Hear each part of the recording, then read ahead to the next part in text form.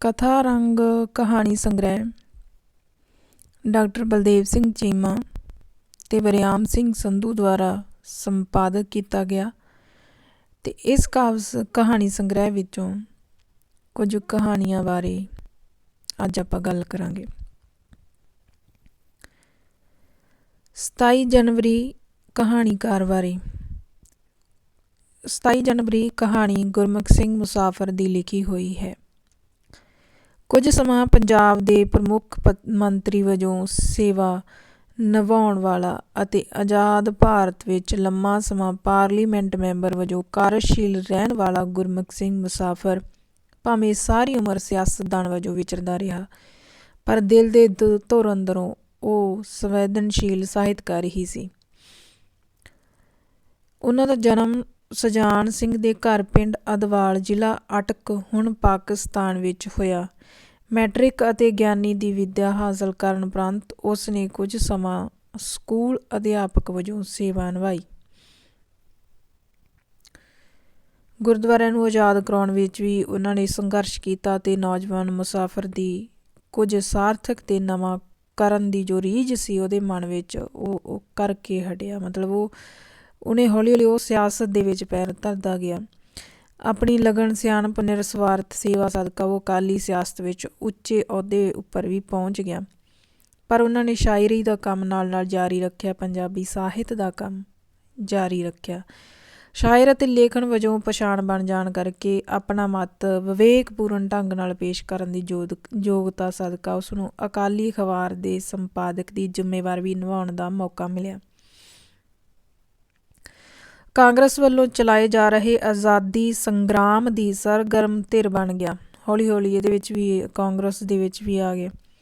ਗੁਰਮੁਖ ਸਿੰਘ ਮੁਸਾਫਰ ਸਿੱਧੇ ਤੌਰ 'ਤੇ ਰਾਜਨੀਤੀ ਨਾਲ ਜੁੜਿਆ ਰਿਹਾ ਲੇਖਕ ਸੀ। ਉਸ ਸਮੇਂ ਦੀ ਰਾਜਨੀਤੀ ਆਪਣੇ ਨਿੱਜ ਵਾਸਤੇ ਕੁਝ ਹਾਸਲ ਕਰਨ ਦੀ ਥਾਂ ਦੇਸ਼ ਅਤੇ ਸਮਾਜ ਲਈ ਤਿਆਗ ਅਤੇ ਕੁਰਬਾਨੀ ਕਰਨ ਵਾਲਾ ਕਾਰਜ ਖੇਤਰ ਗਿਣਿਆ ਜਾਂਦਾ ਸੀ। ਆਪਣੀ ਨਿੱਜ ਅਤੇ ਪਰਿਵਾਰ ਦੀਆਂ ਲੋੜਾਂ ਨੂੰ ਅਣਗੌਲਿਆਂ ਕਰਕੇ ਆਜ਼ਾਦੀ ਸੰਘਰਸ਼ ਵਿੱਚ ਨਿਰੰਤਰ ਜੁਟੇ ਰਹਿਣ ਗੁਰਮੁਖ ਸਿੰਘ ਮੁਸਾਫਰ ਨੇ ਆਪਣੇ ਤਨ ਅਤੇ ਮਨ ਸਹੀ ਪੀੜ ਨੂੰ ਆਪਣੀਆਂ ਰਚਨਾਵਾਂ ਵਿੱਚ ਪੇਸ਼ ਕੀਤਾ। ਉਸ ਦੀਆਂ ਕਹਾਣੀਆਂ ਵਿੱਚ ਆਜ਼ਾਦੀ ਸੰਗਰਾਮੀਆਂ ਅਤੇ ਹੱਡੀ ਹੰਢਾਏ ਦਰਦ ਦੀ ਪ੍ਰਮਾਣਿਕ ਪੀੜ ਬੋਲਦੀ ਹੈ, ਕਿਉਂਕਿ ਆਜ਼ਾਦੀ ਸੰਗਰਾਮ ਦਾ ਜੋ ਦਰਦ ਹੈ ਉਸ ਨੇ ਆਪਣੀਆਂ ਕਹਾਣੀਆਂ ਦੇ ਵਿੱਚ ਪੇਸ਼ ਕੀਤਾ ਹੈ। ਉਸ ਦੀ ਕਹਾਣੀ ਸੰਗ੍ਰਹਿ ਦਾ ਵੇਰਵਾ ਇਸ ਪ੍ਰਕਾਰ ਹੈ।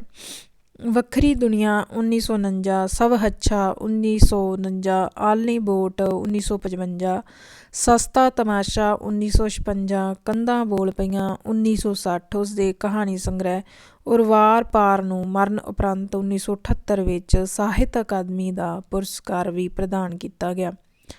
ਗੁਟਾਰ, ਬਾਗੀ ਦੀ ਧੀ, ਸਭ ਹੱਛਾ ਉਸ ਦੀਆਂ ਬਹੁ ਚਰਚਿਤ ਕਹਾਣੀਆਂ ਹਨ। 27 ਜਨਵਰੀ ਕਹਾਣੀ ਕਾਮਿਆਂ ਅਤੇ ਮਜ਼ਦੂਰਾਂ ਦੀ ਸਥਿਤੀ ਨੂੰ ਬਿਆਨ ਕਰਦੀ ਹੈ। 26 ਜਨਵਰੀ ਤੋਂ ਬਾਅਦ ਅਤੇ 25 ਜਨਵਰੀ, ਜਦੋਂ 26 ਜਨਵਰੀ ਮਨਾਉਣ ਦੇ ਲਈ 25 ਜਨਵਰੀ ਨੂੰ ਸਾਜ ਸਜਾਵਟ ਕੀਤੀ ਜਾਂਦੀ ਹੈ, ਸਫਾਈ ਕੀਤੀ ਜਾਂਦੀ ਹੈ, ਪੰਡਾਲ ਤਿਆਰ ਕੀਤਾ ਜਾਂਦਾ ਹੈ, ਜਸ਼ਨ ਮਨਾਉਣ ਦੇ ਲਈ ਤਿਆਰੀ ਸ਼ੁਰੂ ਕੀਤੀ ਜਾਂਦੀ ਹੈ, ਤਾਂ ਉਹ ਝੰਡੂ ਅਤੇ ਨਾਨੂ ਆ ਜਿਹੜੇ ਉਹਨਾਂ ਦਾ ਆਪਸੀ ਵਾਰਤਾਲਾਪ ਹੈ ਜੋ ਇਸ ਕਹਾਣੀ ਵਿੱਚ ਦਿਖਾਇਆ ਗਿਆ ਹੈ। ਇਸ ਕਹਾਣੀ ਵਿੱਚ ਮੇਨ ਜਿਹੜੇ ਲੋਕ ਹੁੰਦੇ ਆ, ਜਿਹੜੇ ਪੂੰਜੀਪਤੀ ਲੋਕ ਹੁੰਦੇ ਆ, ਰਾਜਨੀਤੀ ਵਾਲੇ ਨੇਤਾ ਹੁੰਦੇ ਆ, ਉਹੀ ਇੱਕ ਮੇਨ ਜਿਹੜੇ ਹੈ ਪਾਤਰ ਬਣੇ ਰਹਿੰਦੇ ਹੈ। ਜਿਹੜੇ ਮਜ਼ਦੂਰ ਵਰਗ ਹੈ ਉਹਨਾਂ ਨੂੰ ਤਾਂ ਉਸ 26 ਜਨਵਰੀ ਦਾ ਪਤਾ ਵੀ ਨਹੀਂ ਲੱਗਦਾ ਵੀ ਇਹ ਮਤਲਬ ਕੀ ਹੈ ਇਸ ਰਿਪਬਲਿਕ ਡੇ ਦਾ। ਕਹਾਣੀ ਬਾਰੇ ਕੀ ਕਹਿੰਦਾ ਹੈ? ਇਸ ਕਹਾਣੀ ਦਾ ਵਰਤਾਂਤ ਤਾਂ ਭਾਵੇਂ 27 ਜਨਵਰੀ ਦੇ ਦਿਨ ਕਾਮਿਆਂ ਜਾਂ ਮਜ਼ਦੂਰਾਂ ਵੱਲੋਂ ਇੱਕ ਦਿਨ ਪਹਿਲਾਂ ਹੋ ਚੁੱਕੇ ਸਮਾਗਮ ਪਿੱਛੋਂ ਹੋਈ ਟੁੱਟ ਭੱਜ ਅਤੇ ਪਏ ਖਿਲਾਰੇ ਨੂੰ ਸਾਂਭਣ ਲਈ ਕੀਤੇ ਜਾਣ ਵਾਲੇ ਸਫਾਈ ਯਤਨਾਂ ਨਾਲ ਸੰਬੰਧਿਤ ਹੈ। ਪਰ ਅਸਲ ਵਿੱਚ ਇਹ 26 ਜਨਵਰੀ ਨੂੰ ਰਿਪਬਲਿਕ ਡੇ ਵਜੋਂ ਹਰ ਸਾਲ ਮਨਾਏ ਜਾਂਦੇ ਜਸ਼ਨਾਂ ਬਾਰੇ ਇੱਕ ਆਲੋਚਨਾਤਮਕ ਟਿੱਪਣੀ ਵੀ ਹੈ। ਇਸ ਕਹਾਣੀ ਵਿੱਚ ਦੇਸ਼ ਉੱਤੇ ਲੇਖਕ ਨੇ ਇੱਕ ਵਿਅੰਗ ਕੱਸਿਆ ਹੈ। ਇਸ ਕਹਾਣੀ ਵਿੱਚ ਇਸ ਕਹਾਣੀ ਵਿੱਚ ਦੇਸ਼ ਉੱਤੇ ਰਾਜ ਕਰ ਰਹੀ ਹਾਕਮ ਜਮਾਤ ਅਤੇ ਆਮ ਕਾਮਾ ਸ਼੍ਰੇਣੀ ਦੇ ਅੰਤਰ ਸੰਬੰਧਾਂ ਦੀ ਹਕੀਕਤ ਨੂੰ ਕਾਮਿਆਂ ਦੇ ਆਪਸੀ ਵਾਰਤਾਲਾਪ ਦੇ ਰਾਹੀਂ ਉਘਾੜਨ ਦੀ ਕੋਸ਼ਿਸ਼ ਕੀਤੀ ਗਈ ਹੈ। ਰਿਪਬਲਿਕ ਡੇ ਦੇ ਜਸ਼ਨਾਂ ਲਈ ਪੰਡਾਲ ਤਿਆਰ ਕਰਨਾ, ਸਫਾਈ ਕਰਨਾ, ਸਾਜ ਸਜਾਵਟ ਕਰਨਾ 25 ਜਨਵਰੀ ਤੱਕ ਤਾਂ ਇਸ ਇਲਾਕੇ ਦੇ ਮਾਲਕ ਸੀ, ਪਰ 26 ਜਨਵਰੀ ਨੂੰ ਉਹਨਾਂ ਕੋਲ ਇਹ ਮਾਲਕੀ ਖੁੱਸ ਗਈ, ਕਿਉਂਕਿ ਉਹਨਾਂ ਨੂੰ ਉੱਥੋਂ ਮਤਲਬ ਜਿਹੜਾ ਹੈ ਉਹਨਾਂ ਨੂੰ 26 ਜਨਵਰੀ ਨੂੰ ਕੀ ਹੈ ਵੀ ਜਿਹੜੇ ਨੇਤਾ ਹੁੰਦੇ ਆ ਜਿਹੜੇ ਉੱਚ ਵਰਗ ਹੁੰਦਾ ਉਹਨਾਂ ਲਈ ਪੰਡਾਲ ਖੁੱਲ੍ਹੀ ਹੁੰਦੀ ਹੈ, ਬਾਕੀ ਕਾਮਿਆਂ ਨੂੰ ਨਹੀਂ ਦਿਖਾਇਆ ਜਾਂਦਾ ਪ੍ਰੋਗਰਾਮ। ਉਹਨਾਂ ਨੂੰ ਕਿਸੇ ਨੇ ਸਮਾਗਮ ਦੇ ਨੇੜੇ ਫੜਕਣ ਵੀ ਨਹੀਂ ਦਿੱਤਾ। ਤੀਵਰ ਇੱਛਾ ਹੋਣ ਦੇ ਬਾਵਜੂਦ ਉਹ ਇਹਨਾਂ ਜਸ਼ਨਾਂ ਨੂੰ ਵੇਖ ਅਤੇ ਮਾਣ ਨਹੀਂ ਸਕੇ। 27 ਜਨਵਰੀ ਵਾਲੇ ਦਿਨ ਉਹ ਫਿਰ ਇਸ ਥਾਂ ਦੇ ਮਾਲਕ ਹਨ। ਉਹ ਸਿਰਫ ਗੱਲਾਂ ਕਰਕੇ ਇਸ ਹੋ ਚੁੱਕੇ ਸਮਾਗਮ ਦੀ ਮਹੱਤਤਾ ਅਤੇ ਵਡਿਆਈ ਦਾ ਅਨੁਮਾਨ ਲਾ ਰਹੇ ਹਨ ਅਤੇ ਨਾਨੂ ਦੇ ਬੋਲਾਂ ਰਾਹੀਂ ਨਾਨੂ ਪਾਤਰ ਹੈ, ਇਹਦੇ ਵਿੱਚ ਝੰਡੂ ਅਤੇ ਨਾਨੂ ਦੋਨੇ ਮਜ਼ਦੂਰ ਆ, ਇਹਨਾਂ ਜਸ਼ਨਾਂ ਵਿੱਚ ਆਪਣੀ ਕਾਲਪਨਿਕ ਸ਼ਮੂਲੀਅਤ ਸਮਝਦੇ ਹੋਏ ਆਨੰਦ ਲੈ ਰਹੇ ਹਨ, ਪਰ ਉਹਨਾਂ ਦੇ ਧੁਰ ਅੰਦਰ ਆਪਣੀ ਇਸ ਹੀਨ ਸਥਿਤੀ ਪ੍ਰਤੀ ਦੁੱਖ, ਪੀੜ ਅਤੇ ਰੰਜ ਦੇ ਭਾਵ ਵੀ ਹਨ। ਇਹਨਾਂ ਜਸ਼ਨਾਂ ਵਿੱਚ ਉਹਨਾਂ ਨੂੰ ਸ਼ਾਮਲ ਹੋਣ ਦੀ ਆਗਿਆ ਨਾ ਹੋਣ ਕਰਕੇ ਉਹਨਾਂ ਦੇ ਮਨ ਅੰਦਰ ਇੱਕ ਰੜਕ ਵੀ ਹੈ। ਸਵਾਲ ਪੈਦਾ ਹੁੰਦਾ ਹੈ ਕਿ ਲੇਖਕ ਆਪਣੀ ਗੱਲ ਕਹਿਣ ਲਈ 27 ਜਨਵਰੀ ਵਾਲੇ ਦਿਨ ਦੀ ਚੋਣ ਹੀ ਕਿਉਂ ਕਰਦਾ ਹੈ। ਜ਼ਾਹਿਰ ਹੈ ਕਿ ਆਪਣੀ ਰਚਨਾ ਦੀ ਵਸਤੂ ਚੋਣ ਪਿੱਛੇ ਲੇਖਕ ਦਾ ਇੱਕ ਮਨੋਰਥ ਛਿਪਿਆ ਹੋਇਆ ਕਿ ਮਜ਼ਦੂਰਾਂ ਲਈ ਤਾਂ ਸਿਰਫ 27 ਅਤੇ 25 ਜਨਵਰੀ ਹੀ ਹੁੰਦੀ ਹੈ। 26 ਜਨਵਰੀ ਨੂੰ ਤਾਂ ਮਤਲਬ ਜਿਹੜੇ ਮੇਨ ਨੇਤਾ ਜਾਂ ਜਿਹੜੇ ਪੂੰਜੀਪਤੀ ਘਰਾਣੇ ਆ ਜਾਂ ਜਿਹੜੇ ਲੁੱਟਣ ਵਾਲੀ ਜਮਾਤ ਹੈ ਉਸ ਦਾ ਦਿਨ ਹੈ। ਲੇਖਕ ਨੂੰ ਕਾਮਿਆਂ ਦੀ ਇਸ ਹਾਲਤ ਦਾ ਦੁੱਖ ਵੀ ਹੈ ਅਤੇ ਉਹ ਉਹਨਾਂ ਦੀ ਹਾਲਤ ਸੁਧਰੀ ਹੋਈ ਵੀ ਵੇਖਣਾ ਚਾਹੁੰਦਾ ਹੈ, ਪਰ ਉਹ ਲੰਮਾ ਸਮਾਂ ਵੀ ਹਕੂਮਤੀ ਧਿਰ ਦਾ ਇੱਕ ਹਿੱਸਾ ਰਿਹਾ ਹੋਣ ਕਰਕੇ ਆਪਣੀ ਵਿਸ਼ੇਸ਼ ਰਾਜਨੀਤਿਕ ਸੋਚ ਦੇ ਦਾਇਰੇ ਅੰਦਰ ਹੀ ਰਹਿੰਦਾ ਹੈ। ਕਾਮਾ ਧਿਰ ਦੇ ਰੋਸ ਨੂੰ ਬੇਲਗਾਮ ਨਹੀਂ ਹੋਣ ਦੇਣਾ ਚਾਹੁੰਦਾ। ਇਹ ਕਾਰਨ ਹੈ ਕਿ ਇਸ ਵਿੱਚ ਉਹ ਨਾਨੂ ਦੇ ਮਾਧਿਅਮ ਰਾਹੀਂ ਜਦੋਂ ਇਹ ਆਖਦਾ ਹੈ ਕਿ ਜੇ ਕੋਈ ਰਾਜ ਮਜ਼ਦੂਰ ਕਿਸੇ ਦਾ ਮਕਾਨ ਬਣਾਵੇ ਤਾਂ ਉਸ ਵਿੱਚ ਉਹਦਾ ਰਹਿਣ ਦਾ ਹੱਕ ਨਹੀਂ ਮੰਨਿਆ ਜਾ ਸਕਦਾ, ਜਾਂ ਮਲਕਾਂ ਦੇ ਦੇਸ਼ ਵਰਗਾ ਰਹਿਣ ਸਹਿਣ ਪ੍ਰਾਪਤ ਕਰਨ ਲਈ ਸਭ ਨੂੰ ਰਲ ਮਿਲ ਕੇ ਮਿਹਨਤ ਕਰਨੀ ਚਾਹੀਦੀ ਹੈ। ਮਲਕਾਂ ਵਿਕਟੋਰੀਆ ਜਿਹੜੀ ਹੈ ਇੰਗਲੈਂਡ ਦੀ ਜੋ ਰਾਣੀ ਹੈ ਉਸ ਦੀ ਗੱਲ ਕਰਦਾ ਹੈ। ਸਾਂਝੇ ਦੇਸ਼ ਲਈ ਕੀਤੀ ਮਿਹਨਤ ਦੇਸ਼ ਸੇਵਾ ਹੀ ਸਮਝੀ ਜਾਣੀ ਚਾਹੀਦੀ ਹੈ ਅਤੇ ਝੰਡੂ ਨੂੰ ਦਿਲ ਨਾਲ ਨਹੀਂ ਲਾ ਲੈਣਾ ਚਾਹੀਦਾ ਕਿ ਉਹਨਾਂ ਨੂੰ ਰਿਪਬਲਿਕ ਡੇ ਦੇ ਜਸ਼ਨਾਂ ਦੇ ਨੇੜੇ ਨਹੀਂ ਜਾਣਾ ਦਿੱਤਾ ਗਿਆ, ਤਾਂ ਉਹ ਸੁਚੇਤ ਰੂਪ ਵਿੱਚ ਆਪਣਾ ਸੁਨੇਹਾ ਪਾਠਕਾਂ ਤੱਕ ਪਹੁੰਚਾਉਣ ਦੀ ਕੋਸ਼ਿਸ਼ ਵਿੱਚ ਲੱਗ ਜਾਂਦਾ ਹੈ। ਸਥਿਤੀ ਨੂੰ ਜਿਉਂ ਦੀ ਤਿਉਂ ਸਵੀਕਾਰ ਕਰ ਲੈਣ ਦੀ ਦਲੀਲ ਦਿੰਦਾ ਵੀ ਹੈ।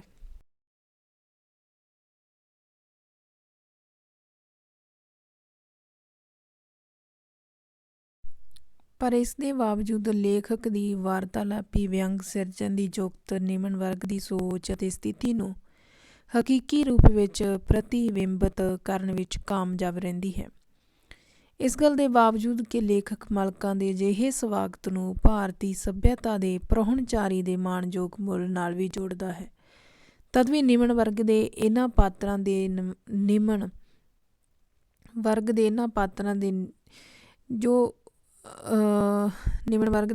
ਦੇ ਜਿਹੜੇ ਮਾਨਸਿਕ ਜਿਹੜੀ ਸਥਿਤੀ ਹੈ ਉਸ ਨੂੰ ਇਹ ਬਿਆਨ ਕਰਦਾ ਹੈ। ਇਸ ਕਹਾਣੀ ਵਿੱਚ ਲੇਖਕ ਕਹਿੰਦਾ ਕਿ ਅੱਜ ਕੱਲ੍ਹ ਦਲਿਤ ਚਿੰਤਨ ਅਤੇ ਦਲਿਤ ਸਾਹਿਤ ਦੀ ਗੱਲ ਅਚੇਜ ਨਾਲ ਹੋਣ ਲੱਗੀ ਪਈ ਹੈ, ਪਰ ਇਸ ਕਹਾਣੀ ਦੀ ਇੱਕ ਵਿਸ਼ੇਸ਼ਤਾ ਇਹ ਗਵਾਹੀ ਦੇਣ ਵਿੱਚ ਵੀ ਹੈ ਕਿ ਸਾਡੇ ਮੁੱਢਲੇ ਕਹਾਣੀਕਾਰ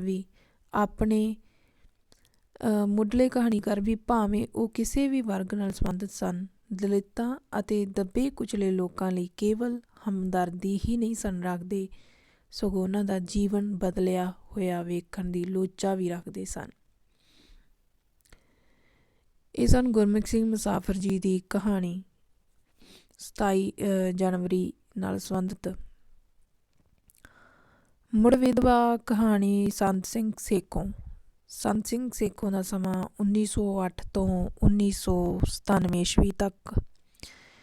ਕਹਾਣੀਕਾਰ ਬਾਰੇ ਸਾਰੀ ਉਮਰ ਕਾਮਯਾਬ ਸਿਆਸਤਦਾਨ ਬਣਨ ਦੀ ਇੱਛਾ ਰੱਖਣ ਦੇ ਬਾਵਜੂਦ ਅਸਫਲ ਰਹਿਣ ਵਾਲੇ ਪਰ ਲੇਖਕ ਵਜੋਂ ਕਮਾਲ ਦੀ ਸਫਲਤਾ ਹਾਸਲ ਕਰਨ ਵਾਲੇ ਬਹੁ ਚਰਚਿਤ ਲੇਖਕ ਸੰਤ ਸਿੰਘ ਸੇਖੋਂ ਦਾ ਜਨਮ ਚੱਕ ਨੰਬਰ 70 ਜ਼ਿਲ੍ਹਾ ਲਾਇਲਪੁਰ ਵਿੱਚ ਸਰਦਾਰ ਹੁਕਮ ਸਿੰਘ ਦੇ ਘਰ ਹੋਇਆ। ਉਸਨੇ ਅੰਗਰੇਜ਼ੀ ਅਤੇ ਅਰਥ ਸ਼ਾਸਤਰ ਦੇ ਵਿਸ਼ਿਆਂ ਵਿੱਚ MA ਤੱਕ ਵਿੱਦਿਆ ਹਾਸਲ ਕੀਤੀ। ਪਹਿਲਾਂ ਉਸਨੇ ਖਾਲਸਾ ਕਾਲਜ ਅੰਮ੍ਰਿਤਸਰ ਵਿੱਚ ਬਤੌਰ ਲੈਕਚਰਰ ਪੜ੍ਹਾਉਣਾ ਸ਼ੁਰੂ ਕੀਤਾ ਅਤੇ ਪਿੱਛੋਂ ਜਾ ਕੇ ਖਾਲਸਾ ਕਾਲਜ ਗੁਰੂ ਸਰ ਸੁਧਾਰ ਅਤੇ ਮਾਤਾ ਗੁਜਰੀ ਕਾਲਜ ਫਤਿਹਗੜ੍ਹ ਸਾਹਿਬ ਦੇ ਪ੍ਰਿੰਸੀਪਲ ਦੀ ਸੇਵਾ ਵੀ ਨਿਭਾਈ।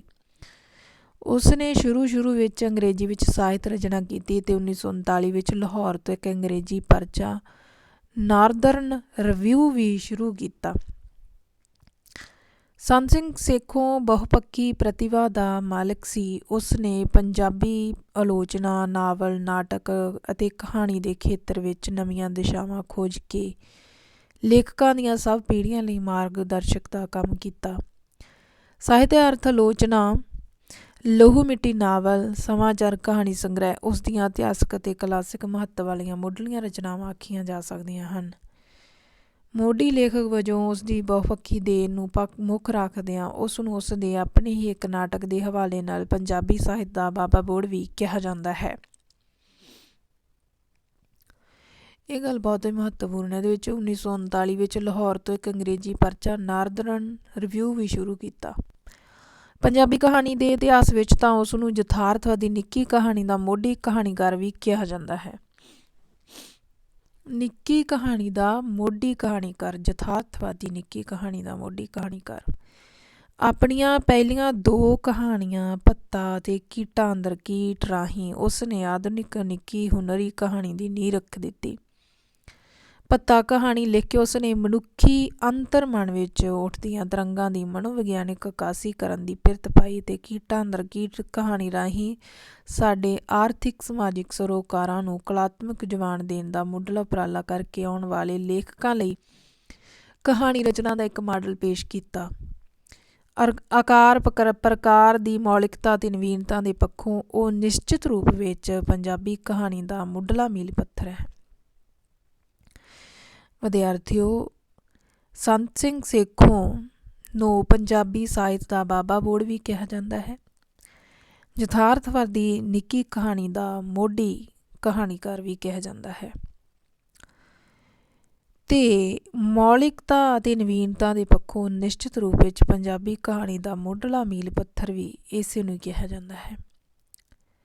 ਜਿੱਥੇ ਉਸਨੇ ਬੌਧਿਕ ਵਿਅੰਗ ਵਾਲੀਆਂ ਆਕਾਰ ਦੇ ਪੱਖੋਂ ਸਾਂਭੀਆਂ ਸਿਕਰੀਆਂ ਸੰਕੇਤਕ ਕਹਾਣੀਆਂ ਦੀ ਸਿਰਜਣਾ ਕੀਤੀ, ਉੱਥੇ ਉਸਨੇ ਕੁਰਬਾਨੀ ਦਾ ਬੱਕਰਾ ਅਤੇ ਜੱਗ ਤੇ ਜਿਉਣਾ ਕੂੜ ਉਹਨਾਂ ਦਾ ਜਿਹੀਆਂ ਲੰਮੇ ਆਕਾਰ ਦੀਆਂ ਕਹਾਣੀਆਂ ਦੀ ਸਿਰਜਣਾ ਕਰਕੇ ਲੰਮੀ ਨਿੱਕੀ ਕਹਾਣੀ ਦਾ ਵੀ ਇੱਕ ਨਿਸ਼ਚਿਤ ਮਿਆਰ ਕਾਇਮ ਕਰ ਦਿੱਤਾ। ਉਸਦੇ ਕਹਾਣੀ ਸੰਗ੍ਰਹਿ ਇਸ ਪ੍ਰਕਾਰ ਹਨ। ਹੁਣ ਆਪਾਂ ਸੰਤ ਸਿੰਘ ਸੇਖੋਂ ਦੇ ਕੁਝ ਕਹਾਣੀਆਂ ਬਾਰੇ ਦੇਖਦੇ ਹਾਂ, ਕਿਹੜੀਆਂ ਕਹਾਣੀਆਂ ਉਹਨਾਂ ਨੇ ਰਚੀਆਂ। ਪਰ ਜੇ ਦੇਖਿਆ ਜਾਵੇ, ਸੰਤ ਸਿੰਘ ਸੇਖੋਂ ਮਾਰਕਸਵਾਦੀ ਵਿਚਾਰਧਾਰਾ ਨਾਲ ਸੰਬੰਧਿਤ ਵੀ ਸੀ। ਉਹਨਾਂ ਨੇ ਸਮਾਜ ਦੇ ਵਿੱਚ ਊਚ ਨੀਚ ਦੀ ਜਿਹੜੀ ਵਿਵਸਥਾ ਹੈ, ਆਰਥਿਕ ਥੁੜਾਂ ਨੂੰ ਆਪਣੀਆਂ ਰਚਨਾਵਾਂ ਦੇ ਵਿੱਚ ਵੀ ਪੇਸ਼ ਕੀਤਾ ਹੈ। ਆਰਥਿਕ ਤੌਰ 'ਤੇ ਕਮਜ਼ੋਰ ਪੂੰਜੀਪਤੀ ਨਿਮਨ ਵਰਗ ਦੀ ਵਿਵਸਥਾ ਨੂੰ ਵੀ, ਜੋ ਇਹ ਦੋਨੇ ਜਿਹੜੀਆਂ ਧਿਰਾਂ ਉਹਨਾਂ ਦਾ ਆਪਸ ਵਿੱਚ ਜੋ ਸਮਾਜ ਦੇ ਵਿੱਚ ਟਕਰਾਅ ਚੱਲ ਰਿਹਾ, ਉਸ ਨੂੰ ਵੀ ਆਪਣੀਆਂ ਰਚਨਾਵਾਂ ਦੇ ਵਿੱਚ ਪੇਸ਼ ਕੀਤਾ ਹੈ। ਉਸਦੇ ਕਹਾਣੀ ਸੰਗ੍ਰਹਿ ਇਸ ਪ੍ਰਕਾਰ ਹਨ। ਸਮਾਚਾਰ 1943, ਕਾਮੇ ਤੇ ਯੋਧੇ 1948, ਅੱਧੀ ਵਾਟ 1952, ਤੀਜਾ ਪਹਿਰ 1956, ਸਿਆਣਪਾਂ 1981, ਮੀਂਹ ਜਾਵੇ ਹਨੇਰੀ ਜਾਵੋ, ਮੁੜ ਵਿਧਵਾ, ਪੇਮੀ ਦੇ ਨਿਆਣੇ, ਹਲਵਾ ਉਸ ਦੀਆਂ ਬਹੁਤ ਚਰਚਿਤ ਕਹਾਣੀਆਂ ਹਨ। ਸੰਤ ਸਿੰਘ ਸੇਖੋਂ ਨੂੰ ਮਿੱਤਰ ਪਿਆਰਾ ਲਈ ਸਾਹਿਤ ਅਕਾਦਮੀ ਪੁਰਸਕਾਰ ਵੀ ਮਿਲ ਚੁੱਕਿਆ ਹੈ। ਮੁੜ ਵਿਧਵਾ ਕਹਾਣੀ ਜਿਹੜੀ ਹੈ ਸੰਤ ਸਿੰਘ ਸੇਖੋਂ ਦੀ, ਇਹ ਰੇਲ ਗੱਡੀ ਦੇ ਵਿੱਚ ਹੀ ਸ਼ੁਰੂ ਹੁੰਦੀ ਹੈ। ਇਸ ਕਹਾਣੀ ਵਿੱਚ ਮਨੁੱਖ ਦੀਆਂ ਅੰਤਰਮਨ ਵਿੱਚ ਜਿਹੜੀਆਂ ਲੁਕੀਆਂ ਪਈਆਂ ਜੋ ਤਰੰਗਾਂ ਨੇ ਜਾਂ ਆਕਾਂਖਿਆਵਾਂ, ਇਛਾਵਾਂ ਨੇ, ਉਹਨਾਂ ਦੀਆਂ ਤ੍ਰਿਪਤੀਆਂ ਨੂੰ ਸਮਝਣ ਸਾਹਿਤ ਰੂਪ ਵਿੱਚ ਪੇਸ਼ ਕਰਨ ਦਾ ਸਫਲ ਉਪਰਾਲਾ ਵੀ ਕੀਤਾ ਹੈ। ਅਤੇ ਇੱਕ ਉਹਨੇ ਕਾਮ ਅਤੇ ਪ੍ਰੇਮ ਸੰਬੰਧਾਂ ਨਾਲ ਜੁੜੇ ਜਿਸ ਸਦਾਚਾਰਕ ਵਿਧਾਨ ਨੂੰ ਮੋਕਲਾ ਵੀ ਕੀਤਾ ਹੈ। ਇਸ ਤੋਂ ਪਹਿਲਾਂ ਔਰਤ ਮਰਦ ਸੰਬੰਧਾਂ ਨੂੰ ਅਕਸਰ ਜਾਗੀਰੂ ਸਮਾਜਿਕ ਸੱਭਿਆਚਾਰਕ ਮੁੱਲ ਵਿਧਾਨ ਦੇ ਚੌਕਟੇ ਵਿੱਚ ਰੱਖ ਕੇ ਹੀ ਸਮਝਿਆ ਜਾਂਦਾ ਸੀ। ਪਰ ਸੰਤ ਸਿੰਘ ਸੇਖੋਂ, ਕਰਤਾਰ ਸਿੰਘ ਦੁੱਗਲ ਅਤੇ ਉਹਨਾਂ ਤੋਂ ਵੀ ਪਹਿਲਾਂ ਗੁਰਬਖਸ਼ ਸਿੰਘ ਪ੍ਰੀਤਲੜੀ ਨੇ ਇਹਨਾਂ ਸੰਬੰਧਾਂ ਨੂੰ ਇੱਕ ਸਰੀਰਕ ਅਤੇ ਮਾਨਵੀ ਲੋੜ ਵਜੋਂ ਪੇਸ਼ ਕੀਤਾ ਹੈ। ਕਾਮ ਅਤੇ ਪ੍ਰੇਮ ਸੰਬੰਧਾਂ ਦੇ ਸਾਹਿਤ ਨੂੰ ਸਹਿਜ ਸਵੀਕ੍ਰਿਤੀ ਦਵਾਈ ਹੈ। ਕਹਾਣੀ ਵਿਚਲਾ ਸਾਰਾ ਕਾਰਜ ਰੇਲ ਦੇ ਸਫ਼ਰ ਦੌਰਾਨ ਵਾਪਰਦਾ ਹੈ। ਮੁੜ ਵਿਧਵਾ ਕਹਾਣੀ ਸੰਤ ਸਿੰਘ ਸੇਖੋਂ ਦੀ ਲਿਖੀ ਹੋਈ ਹੈ ਅਤੇ ਸਾਰੀ ਕਹਾਣੀ ਰੇਲ ਗੱਡੀ ਦੇ ਜਿਹੜਾ ਸਫ਼ਰ ਹੈ ਉਸ ਦੇ ਵਿੱਚ ਹੀ ਗੁਜ਼ਰ ਜਾਂਦੀ ਹੈ। ਇੱਥੇ ਹੀ ਨੌਜਵਾਨ ਅਤੇ ਵਿਧਵਾ ਮੁਟਿਆਰ ਅਤੇ ਉਸਦੀ ਮਾਂ ਆਪਸ ਵਿੱਚ ਮਿਲਦੇ ਹਨ। ਉਹਨਾਂ ਦਾ ਇੱਕ ਦੂਜੇ ਨਾਲ ਰਿਸ਼ਤਾ ਉਨੇ ਸਮੇਂ ਵਿੱਚ ਹੀ ਪੈ ਜਾਂਦਾ ਹੈ ਜਿੰਨਾ ਚਿਰ ਉਹ ਸਫ਼ਰ ਵਿੱਚ ਇਕੱਠੇ ਹੁੰਦੇ ਹਨ। ਨੌਜਵਾਨ ਦੇ ਉਹਨਾਂ ਦੇ ਡੱਬੇ ਵਿੱਚ ਵੜਨ ਤੋਂ ਲੈ ਕੇ ਡੱਬੇ ਵਿੱਚ ਉਤਰ ਜਾਣ ਦੇ ਤੱਕ ਦੇ ਸਮੇਂ ਵਿੱਚ ਇਹ ਰਿਸ਼ਤਾ ਬਣਦਾ ਅਤੇ ਫਿਰ ਖਤਮ ਹੋ ਜਾਂਦਾ ਹੈ। ਕਹਾਣੀ ਦਾ ਵਾਪਰਨ ਸਥਾਨ ਵੀ ਰੇਲ ਵਿੱਚ ਹੀ ਹੁੰਦਾ ਹੈ। ਇੰਜਨ ਇਸ ਕਹਾਣੀ ਵਿੱਚ ਸਮੇਂ, ਸਥਾਨ ਅਤੇ ਕਾਰਜ ਦੀ ਏਕਤਾ ਵੀ ਵੇਖੀ ਜਾ ਸਕਦੀ ਹੈ। ਇਸ ਕਹਾਣੀ ਵਿੱਚ ਸਮੇਂ ਅਤੇ ਸਥਾਨ ਦੀ ਕਾਰਜਤਾ ਨੂੰ ਜਿਹੜਾ ਹੈ ਉਹ ਵੀ ਦੇਖਿਆ ਜਾ ਸਕਦਾ ਹੈ। ਨਵੀਂ ਪੰਜਾਬੀ ਕਹਾਣੀ ਭਾਵੇਂ ਹੁਣ ਸਮੇਂ, ਸਥਾਨ ਅਤੇ ਕਾਰਜ ਦੀ ਏਕਤਾ ਨੂੰ ਕਹਾਣੀ ਵਿਧਾ ਦੇ ਇੱਕ ਪੱਕੇ ਪੀੜੇ ਨਿਯਮ ਵਜੋਂ ਸਵੀਕਾਰ ਨਹੀਂ ਕਰਦੀ, ਪਰ ਮੁੱਢਲੇ ਪੰਜਾਬੀ ਕਹਾਣੀਕਾਰ ਇਸ ਏਕਤਾ ਵੱਲ ਉਚੇਚਾ ਧਿਆਨ ਦਿੰਦੇ ਸਨ। ਨਿੱਕੀ ਕਹਾਣੀ ਦੇ ਅਕਾਦਮਿਕ ਬੰਦੇਜ ਦਾ ਪ੍ਰਗਟਾਵਾ ਕਰਨ ਲਈ ਆਲੋਚਕਾਂ ਵੱਲੋਂ ਜਿਹੜੀਆਂ ਉਕਤੀਆਂ ਅਕਸਰ ਦੁਹਰਾਈਆਂ ਜਾਂਦੀਆਂ ਸਨ, ਉਹਨਾਂ ਵਿੱਚੋਂ ਇੱਕ ਉਕਤੀ ਇਹ ਸੀ ਕਿ ਨਿੱਕੀ ਕਹਾਣੀ ਇੱਕ ਸਟੇਸ਼ਨ ਤੋਂ ਦੂਜੇ ਸਟੇਸ਼ਨ ਤੱਕ ਦਾ ਸਫ਼ਰ ਹੈ। ਮੁੜ ਵਿਧਵਾ ਨੂੰ ਉਸ ਅਕਾਦਮਿਕ ਬੰਦੇਜ ਦੀ ਪ੍ਰਮਾਣਿਕ ਉਦਾਹਰਣ ਵਜੋਂ ਵੀ ਪੇਸ਼ ਕੀਤਾ ਜਾ ਸਕਦਾ ਹੈ। ਮੁੜ ਵਿਧਵਾ ਕਹਾਣੀ ਜਿਹੜੀ ਹੈ ਇਹ ਸੰਤ ਸਿੰਘ ਸੇਖੋਂ ਦੀ ਲਿਖੀ ਹੋਈ ਸੀ। ਅਤੇ ਹੁਣ ਆਪਾਂ ਗੱਲ ਕਰਦੇ ਹਾਂ ਸੁਜਾਨ ਸਿੰਘ ਦੀ ਕਹਾਣੀ ਪਠਾਨ ਦੀ ਧੀ। ਸੁਜਾਨ ਸਿੰਘ 1909 ਤੋਂ ਲੈ ਕੇ 1993 ਈਸਵੀ ਤੱਕ ਦਾ ਸਮਾਂ ਹੈ ਅਤੇ ਇਹ ਕਹਾਣੀ ਕਥਾ ਰੰਗ ਦੇ ਵਿੱਚ ਲੱਗੀ ਹੋਈ ਹੈ। ਕਹਾਣੀਕਾਰ ਬਾਰੇ ਸੁੱਚੀਆਂ ਕਦਰਾਂ ਵਾਲੇ ਸ਼੍ਰੇਣੀ ਰਹਿਤ ਸਮਾਜ ਦੀ ਸਥਾਪਨਾ ਲਈ ਲਿਖਤ ਅਤੇ ਜੀਵਨ ਵਿੱਚ ਉਮਰ ਭਰ ਜੂਝਣ ਵਾਲੇ ਸਾਹਿਤਕ ਸੂਰਮੇ ਸੁਜਾਨ ਸਿੰਘ ਦਾ ਜਨਮ ਡੇਰਾ ਬਾਬਾ ਨਾਨਕ, ਜ਼ਿਲ੍ਹਾ ਗੁਰਦਾਸਪੁਰ ਵਿਖੇ ਸਰਦਾਰ ਹਾਕਮ ਸਿੰਘ ਦੇ ਘਰ ਹੋਇਆ। ਕੁਝ ਸਮਾਂ ਕਲਰਕ ਵਜੋਂ ਸੇਵਾ ਨਿਭਾਈ ਉਪਰੰਤ MA ਪੰਜਾਬੀ ਤੱਕ ਵਿੱਦਿਆ ਪ੍ਰਾਪਤ ਕਰਕੇ ਸੁਜਾਨ ਸਿੰਘ ਸਾਰੀ ਉਮਰ ਅਧਿਆਪਨ ਦੇ ਕਾਰਜ ਵਿੱਚ ਹੀ ਜੁੜਿਆ ਰਿਹਾ। ਪਹਿਲਾਂ ਸਕੂਲ ਅਧਿਆਪਕ ਵਜੋਂ ਕੰਮ ਸ਼ੁਰੂ ਕੀਤਾ, ਉਪਰੰਤ ਉਹ ਪ੍ਰਸਿੱਧ ਗਦਰੀ ਦੇਸ਼ ਭਗਤ ਬਾਬਾ ਮੋਹਨ ਸਿੰਘ ਭਕਨਾ ਵੱਲੋਂ ਚਲਾਏ ਜਾਂਦੇ ਸਕੂਲ ਦਾ ਮੁੱਖ ਅਧਿਆਪਕ ਵੀ ਰਿਹਾ। ਗੁਰੂ ਨਾਨਕ ਕਾਲਜ ਗੁਰਦਾਸਪੁਰ ਦੇ ਪ੍ਰਿੰਸੀਪਲ ਦੀ ਸੇਵਾ ਵੀ ਨਿਭਾਈ। ਸੁਜਾਨ ਸਿੰਘ ਨੂੰ ਆਪਣੇ ਜੀਵਨ ਵਿੱਚ ਹਮੇਸ਼ਾ ਆਰਥਿਕ ਤੰਗੀ ਦਾ ਸਾਹਮਣਾ ਵੀ ਕਰਨਾ ਪਿਆ। ਆਰਥਿਕ ਤੰਗਦਸਤੀ ਵਾਲੇ ਜਿਹੇ ਜੀਵਨ ਨੂੰ ਬਦਲਣ ਦੀ ਖੁਆਇਸ਼ ਨੇ ਉਸ ਨੂੰ ਮਾਰਕਸਵਾਦ ਦੇ ਅਧਿਐਨ ਵੱਲ ਮੋੜਿਆ। ਛੇਤੀ ਉਹ ਸਾਹਿਤ ਦੇ ਪ੍ਰਗਤੀਵਾਦੀ ਦ੍ਰਿਸ਼ਟੀਕੋਣ ਦਾ ਧਾਰਨੀ ਵੀ ਹੋ ਗਿਆ। ਉਹ ਸਾਹਿਤ ਨੂੰ ਦੁਖੀਆਂ ਅਤੇ ਗਰੀਬਾਂ ਦੀ ਢਾਲ ਅਤੇ ਹਥਿਆਰ ਵਜੋਂ ਵਰਤਣ ਦਾ ਮਦਈ ਸੀ। ਉਹ ਲੇਖਕਾਂ ਦੀ ਸਾਹਿਤਕ ਜਥੇਬੰਦੀ ਕੇਂਦਰੀ ਪੰਜਾਬੀ ਲੇਖਕ ਸਭਾ ਦੇ ਮੋਢੀਆਂ ਵਿੱਚੋਂ ਵੀ ਸੀ ਅਤੇ ਕੁਝ ਸਮਾਂ ਇਸ ਦਾ ਪ੍ਰਧਾਨ ਵੀ ਰਿਹਾ। ਪੰਜਾਬੀ ਭਾਸ਼ਾ ਨੂੰ ਉਸਦਾ ਬਣਦਾ ਹੱਕੀ ਸਥਾਨ ਦਿਵਾਉਣ ਲਈ ਚਲਾਈ ਜਾ ਰਹੀ ਲਹਿਰ ਵਿੱਚ ਉਸ ਨੇ ਭਰਪੂਰ ਯੋਗਦਾਨ ਵੀ ਪਾਇਆ। ਇਸ ਮਕਸਦ ਦੀ ਪ੍ਰਾਪਤੀ ਲਈ ਜੇਲ੍ਹ ਯਾਤਰਾ ਵੀ ਕੀਤੀ। ਸੁਜਾਨ ਸਿੰਘ ਨੇ ਭਾਵੇਂ ਕੁਝ ਵਾਰਤਕ ਵੀ ਲਿਖੀ ਅਤੇ ਉਸਦੀ ਵਾਰਤਕ ਪੁਸਤਕ ਜੰਮੂ ਜੀ ਤੁਸੀਂ ਡਾਢੇ ਰਾਹ ਚਰਚਾ ਵਿੱਚ ਵੀ ਰਹੀ। ਉਸਦੀ ਵਡੇਰੀ ਪ੍ਰਾਪਤੀ ਆਧੁਨਿਕ ਨਿੱਕੀ ਹੁਨਰੀ ਕਹਾਣੀ ਦੇ ਮੋਢੀ ਤੇ ਸਮਰੱਥ ਕਹਾਣੀਕਾਰ ਵਜੋਂ ਹੀ ਜਾਣੀ ਜਾਂਦੀ ਹੈ। ਨਿਮਨ ਵਰਗ ਦੇ ਆਰਥਿਕ ਸਮਾਜਿਕ ਪੱਖੋਂ ਦਲੇ ਮਲੇ ਲੋਕਾਂ ਨਾਲ ਪਹਿਲੀ ਵਾਰ ਸੁਜਾਨ ਸਿੰਘ ਦੀਆਂ ਕਹਾਣੀਆਂ ਵਿੱਚ ਆਪਣਾ ਆਪ ਬੋਲਦਾ ਵਿਚਰਦਾ ਦਿਸਿਆ। ਅੱਜ ਦੇ ਦਲਿਤ ਲੇਖਣ ਦੇ ਹਵਾਲੇ ਨਾਲ ਗੱਲ ਕਰਨੀ ਸ਼ੁਰੂ ਕੀਤੀ। ਸੁਜਾਨ ਸਿੰਘ ਪੰਜਾਬੀ ਦਾ ਪਹਿਲਾ ਦਲਿਤ ਲੇਖਕ ਸੀ। ਉਸ ਦੀਆਂ ਕਹਾਣੀਆਂ ਵਿੱਚ ਸਿਰਫ ਹੰਢੀ ਹੰਢਾਈ ਗਰੀਬੀ ਦਾ ਪ੍ਰਮਾਣਕ ਬਿਆਨ ਹੀ ਨਹੀਂ ਸੀ ਹੁੰਦਾ, ਸਗੋਂ ਇਸ ਗਰੀਬੀ ਪਿੱਛੇ ਕੰਮ ਕਰਦੇ ਪ੍ਰੇਰਕਾਂ ਵੱਲ ਵੀ ਸੰਕੇਤ ਹੁੰਦਾ ਸੀ। ਉਸ ਦੀਆਂ ਕਹਾਣੀਆਂ ਇਸ ਲਾਹਨਤ ਭਰੇ ਜੀਵਨ ਪ੍ਰਤੀ ਨਫ਼ਰਤ ਦੇ ਭਾਵ ਪੈਦਾ ਕਰਕੇ ਇਸ ਨੂੰ ਬਦਲਣ ਦੀ ਪ੍ਰੇਰਨਾ ਦਿੰਦੀਆਂ ਸਨ। ਇਹੋ ਹੀ ਕਾਰਨ ਹੈ ਕਿ ਕਈ ਵਾਰ ਉਸ ਉੱਤੇ ਪ੍ਰਚਾਰਕ ਹੋਣ ਦਾ ਵੀ ਦੋਸ਼ ਲੱਗਦਾ ਰਿਹਾ ਹੈ। ਸੁਜਾਨ ਸਿੰਘ ਨੇ ਇਸ ਦੋਸ਼ ਦਾ ਜਵਾਬ ਦਿੰਦਿਆਂ ਸਾਹਿਤ ਦੀ ਸਮਾਜਿਕ ਜ਼ਿੰਮੇਵਾਰੀ ਸਮਝਣ 'ਤੇ ਬਲ ਦਿੱਤਾ ਤੇ ਕਹਾਣੀ ਵਿੱਚ ਕਲਾ ਅਤੇ ਪ੍ਰਚਾਰ ਦੇ ਆਪਸੀ ਸੰਬੰਧਾਂ ਬਾਰੇ ਚਰਚਾ ਕਰਦਿਆਂ ਕਹਾਣੀ ਕਲਾ ਬਾਰੇ ਵੀ ਆਪਣਾ ਨਿਸ਼ਚਿਤ ਮਤ ਪੇਸ਼ ਕੀਤਾ। ਸੁਜਾਨ ਸਿੰਘ ਦੇ ਕਹਾਣੀ ਸੰਗ੍ਰਹਿ ਇਸ ਪ੍ਰਕਾਰ ਹਨ। ਦੁੱਖ ਸੁੱਖ 1939, ਦੁੱਖ ਸੁੱਖ 1939, ਦੁੱਖ ਸੁੱਖ ਤੋਂ ਪਿੱਛੋਂ 1943, ਸਭ ਰੰਗ 1949, ਨਰਕਾਂ ਦੇ ਦੇਵਤੇ 1951, ਨਵਾਂ ਰੰਗ, ਡੇਢ ਆਦਮੀ 1952, ਮਨੁੱਖ ਤੇ ਪਸ਼ੂ 1954, ਸਵਾਲ ਜਵਾਬ 1962, ਕਲਗੀ ਦੀਆਂ ਅਣੀਆਂ 1966, ਪੱਤਨ ਤੇ ਸਰਾਂ 1967, ਸੱਤ ਸੁਰਾਂ 1976, ਅਮਰ ਗੁਰ ਰਿਸ਼ਮਾ 1982, ਸ਼ਹਿਰ ਤੇ ਗਰਾਂ 1985। ਇਸ ਆਖਰੀ ਪੁਸਤਕ ਉੱਤੇ ਉਸ ਨੂੰ 1986 ਵਿੱਚ ਸਾਹਿਤ ਅਕਾਦਮੀ ਪੁਰਸਕਾਰ ਵੀ ਦਿੱਤਾ ਗਿਆ। ਸ਼ਹਿਰ ਤੇ ਗਰਾਂ 1985 ਈਸਵੀ ਵਾਲੀ ਪੁਸਤਕ ਨੂੰ 1986 ਈਸਵੀ ਵਿੱਚ ਸਾਹਿਤ ਅਕਾਦਮੀ ਪੁਰਸਕਾਰ ਵੀ ਦਿੱਤਾ ਗਿਆ। ਕੁਲਫੀ, ਰਜਾਈ, ਪ੍ਰਾਹੁਣਾ, ਪਠਾਨ ਦੀ ਧੀ ਤੇ ਰਾਸ ਲੀਲਾ ਉਸ ਦੀਆਂ ਯਾਦਗਾਰੀ ਕਹਾਣੀਆਂ ਹਨ। ਕਹਾਣੀ ਬਾਰੇ ਸੁਜਾਨ ਸਿੰਘ ਆਪਣੀਆਂ ਕਹਾਣੀਆਂ ਵਿੱਚ ਆਰਥਿਕ ਥੁੜਾਂ ਦੇ ਮਾਰੇ ਨਿਮਨ ਵਰਗ ਦੇ ਲੋਕਾਂ ਦੇ ਜੀਵਨ ਦਾ ਗਲਪ ਬਿੰਬ ਪੇਸ਼ ਕਰਨ ਲਈ ਪ੍ਰਸਿੱਧ ਹੈ। ਪਠਾਨ ਦੀ ਧੀ ਕਹਾਣੀ ਵਿੱਚ ਜਮਾਦਾਰ ਦਾ ਪਰਿਵਾਰ ਵੀ ਭਾਵੇਂ ਆਰਥਿਕ ਤੰਗੀ ਦਾ ਸ਼ਿਕਾਰ ਹੈ, ਪਰ ਲੇਖਕ ਉਸ ਪਰਿਵਾਰ ਦੀ ਗਰੀਬੀ ਦੇ ਬਾਹਰਲੇ ਜੀਵਨ ਵੇਰਵਿਆਂ ਦੇ ਬਿਆਨ ਤੋਂ ਪਰੇ ਜਾ ਕੇ ਇੱਕੋ ਮਨੋਵਿਗਿਆਨੀ ਦੀ ਬਾਰੀਕ ਨਜ਼ਰ ਨਾਲ ਗਫੂਰ ਪਠਾਨ ਅਤੇ ਛੋਟੀ ਬੱਚੀ ਦੀ ਸਥਿਤੀ ਅਤੇ ਮਾਨਸਿਕਤਾ ਨੂੰ ਸਮਝਣ ਅਤੇ ਪੇਸ਼ ਕਰ ਸਕਣ ਵਿੱਚ ਸਫਲ ਹੋਇਆ ਹੈ। ਜ਼ਰੂਰੀ ਨਹੀਂ ਜੋ ਦਿਸਦਾ ਹੈ ਉਹੀ ਸੱਚ ਹੋਵੇ, ਕਈ ਵਾਰ ਸੱਚ ਦਿਸਦੇ ਦੇ ਓਹਲੇ ਵਿੱਚ ਲੁਕਿਆ ਹੁੰਦਾ ਹੈ। ਚੰਗੇ ਸਾਹਿਤ ਵਾਂਗ ਇਹ ਰਚਨਾ ਵੀ ਦਿੱਖ ਅਤੇ ਤੱਤ ਦੇ ਇਸ ਭੇਦ ਨੂੰ ਉਜਾਗਰ ਕਰਦੀ ਹੈ। ਆਮ ਪਠਾਨਾਂ ਵਾਂਗ ਗਫੂਰ ਪਠਾਨ ਨੂੰ ਵੀ ਇਸ ਕਹਾਣੀ ਵਿੱਚ ਬੱਚੇ ਚੁੱਕਣ ਵਾਲਾ, ਵੱਧ ਵਿਆਜ ਲੈਣ ਵਾਲਾ, ਸਖਤ ਸੁਭਾਅ ਵਿਅਕਤੀ ਸਮਝਿਆ ਜਾਂਦਾ ਹੈ। ਪੰਜਾਬੀ ਪਰਿਵਾਰ ਨੂੰ ਛੱਡ ਕੇ ਬਾਕੀ ਪ੍ਰਾਂਤਾਂ ਦੇ ਤਾਂ ਵੱਡੀ ਉਮਰ ਦੇ ਮਜ਼ਦੂਰ ਵੀ ਗਫੂਰ ਕੋਲੋਂ ਡਰਦੇ ਹਨ। ਛੋਟੀ ਬੱਚੀ ਦੇ ਮਾਪਿਆਂ, ਲਾਡੀ ਦੇ ਹੋਰ ਲੋਕਾਂ ਤੇ ਪੁਲਿਸ ਵਾਸਤੇ ਕਹਾਣੀ ਦੇ ਅਖੀਰ ਤੱਕ ਗਫੂਰ ਉਸ ਤਰ੍ਹਾਂ ਦਾ ਹੀ ਹੈ ਜਿਸ ਤਰ੍ਹਾਂ ਦਾ ਉਸਨੂੰ ਉਸਦੀ ਬਾਹਰੀ ਦਿੱਖ ਤੋਂ ਕਲਪਿਆ ਗਿਆ। ਪਰ ਇੱਕ ਪਾਠਕ ਨੂੰ ਗਫੂਰ ਕਰੜੀ ਦਿੱਖ ਦੇ ਓਹਲੇ ਲੁਕੇ ਹੋਏ ਇੱਕ ਨਿਹਾਇਤ ਸੰਵੇਦਨਸ਼ੀਲ ਵਿਅਕਤੀ ਵਜੋਂ ਦਿਸਣ ਲੱਗ ਪੈਂਦਾ ਹੈ।